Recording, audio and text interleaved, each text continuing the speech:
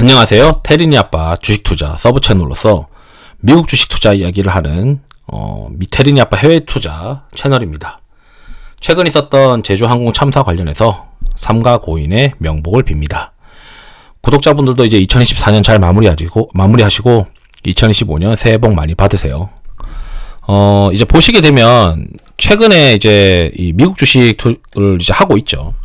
미국 주식을 공부를 이제 2024년도부터 하면서 와, 이게 진짜 좋은 기업들이 많이 있구나. 투자해볼만 하네.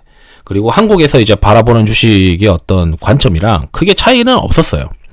그런데 이제 이 걱정이 있던 게 많이 이제 오르다 보니까 이걸 내가 100% 그냥 투자하기에는 알주식만 투자하기에는 리스크가 있다라고 생각을 해서 이 자산 배분 전략을 혼용을 하고 그 혼용한 전략을 가지고 지금 현재 미국 주식을 시작을 했습니다.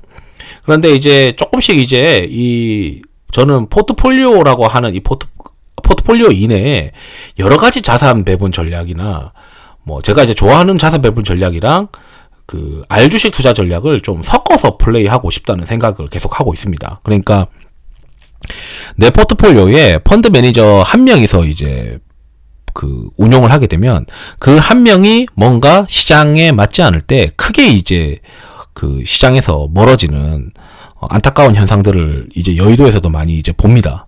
마찬가지로 그래서 일부 운용사에서는 하나의 펀드에 여러 명이 이제 매니저가 달라붙어서 하는 멀티 매니저 시스템을 도입을 하고 있는 회사들이 있어요.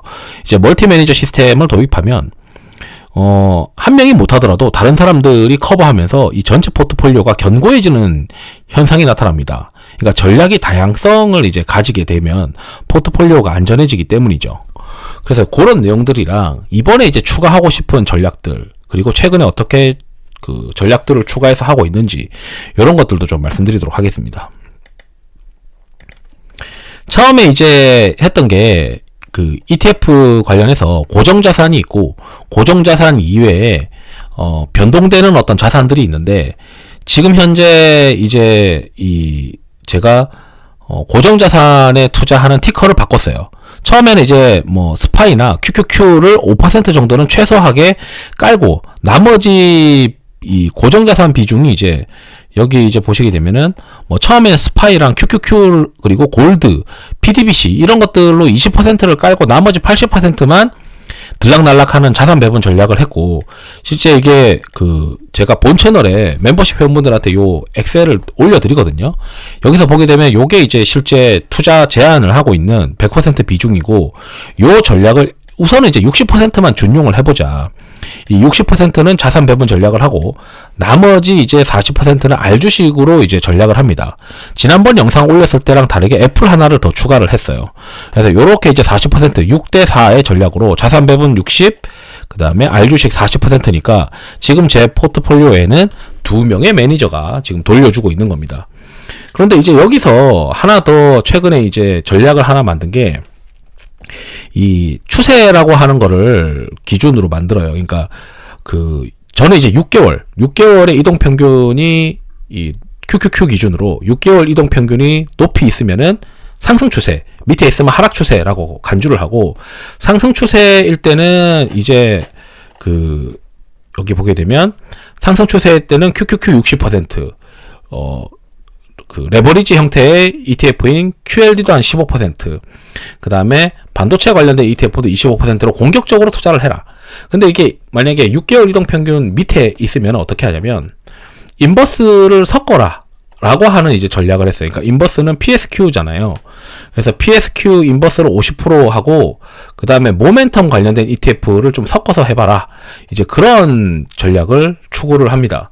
그래서 요거를 이제 제가 테스트 해본 거를 이제 그래프를 보니까 꽤 의미 있는 그래프가 나오더라고요. 그래서 이 자산 배분 전략을 지금 60%는 기존에 이제 복합 자산 전략이라고 해가지고 고정 자산이 일부 있는 자산 전략인데, 이것도 지금 현재 커버드 콜 ETF로 5%로 바꿨어요. 이게 더 MDD가 그 안전하게 되더라고요. 그러니까 고정적으로 투자하는 거는 커버드 콜로 바꾸고, 그 다음에 여기 이제 보게 되면 이 ETF에서도 이게 시장이 안 좋아질 때 좀 버텨내는 힘이 있더라고요. 그러니까 안 좋아지면은 어떻게 전략을 짜냐면 하락 추세일 때는 골드 15%, QMOM이라고 해서 모멘텀 ETF 15%, SPMO라고 하는 모멘텀 ETF 20% 해서 요렇게 공격적인 어떤 자산인 형태로 50% 깔고 거기에 PSQ로 50% 해지 하는 전략을 하면은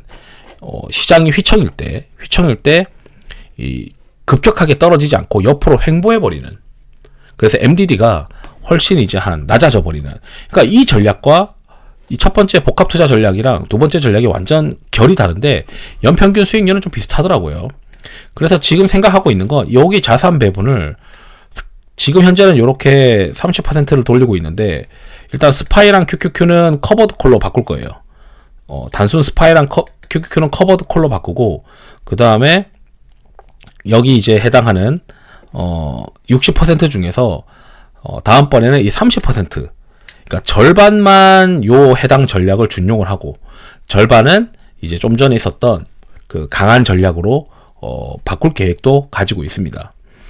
그리고 나서 이 R 주식이 있는데, 이 R 주식은 처음에는 제가 공부한 거, 그리고 뭐 다양한 이제 헤지펀드 매니저들이 들고 있는 거, 그 중에서 좀 괜찮아 보이는 거, 뭐 시대적 트렌드에 맞는 거, 이런 것들 좀 섞어서 들고 가고 있었는데, 최근에 이제 이런 뉴스가 있어요.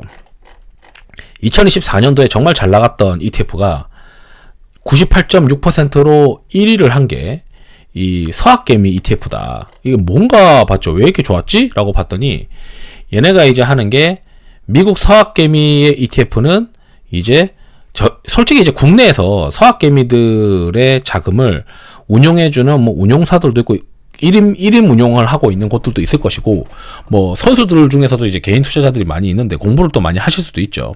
그러니까 여기에 이제 ETF는 투자자들의 집단지성과 트렌드를 통해서 S&P 500이랑 나스닥 100 같은 미국 대표 지수를 뛰어넘었다라고 이제 되어 있는데, 결국 뭔가 봤더니 이 예탁원에서 이 미국에 투자해서